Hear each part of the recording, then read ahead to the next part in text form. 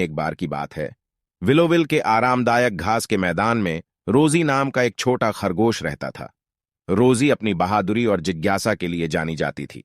उसे घास के मैदानों की खोज करना और नई जगहों की खोज करना पसंद था। एक धूप भरी सुबह जब रोजी इधर उधर घूम रही थी, उसने फूलों के समूह के पीछे छिपे एक अजीबोगरीब बिल को देखा। जिज्ञासा उस पर हावी हो गई और उसने अंदर जाने का फैसला किया। उसे नहीं पता था कि यह बिल ओलिवर नाम के एक बुद्धिमान बूढ़े उल्लू का है। बिल के अंदर रोजी ने खुद को किताबों और जादुई चीजों से घिरा हुआ पाया। बुद्धिमान उल्लू ओलिवर ने उसका गर्मजोशी से स्वागत किया और उसे एक मनोरम कहानी सुनाने की पेशकश की। सुनने के लिए बैठते ही रोजी की आंखें उत्साह से चमक उठीं। ओलिवर ने शुरू किया। बहुत पहले एक दूर देश में एक जादुई जंगल था जहां परियां, बात करने वाले जानवर और मंत्रमुग्ध प्राणी एक साथ सद्भाव में रहते थे। लेकिन एक दिन ग्रम्बलथॉर्न नाम के एक शरारती बौने ने जंगल पर अंधेरे का जादू कर दिया, जिससे जंगल में अंधेरा छा गया। सब कुछ निराशाजनक और दुखद है।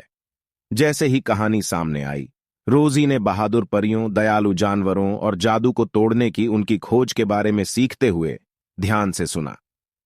कहानी के प्रत्येक पात्र को चुनौतियों का सामना करना पड़ा, लेकिन उन्होंने कभी हार नहीं मानी। उन्होंने साहस, मित्रता और स्वयं पर विश्वास करने की शक्ति दिखाई। जैसे ही कहानी खत्म हुई, रोजी को प्रेरणा महसूस हुई। उसने मनमोहक कहानी के लिए ओलिवर को धन्यवाद दिया और अधिक रोमांच के लिए जल्द ही वापस आने का वादा किया। उस दिन से रोजी और भी साहसी हो गई और ओलिवर की कहानी के पात्रों की तरह घास के मैदान में अपने दोस्तों की समस्याओं में मदद करने लगी। और इसलिए रोजी बहादुर खरगोश विलोविले में खुशी से रहती थी।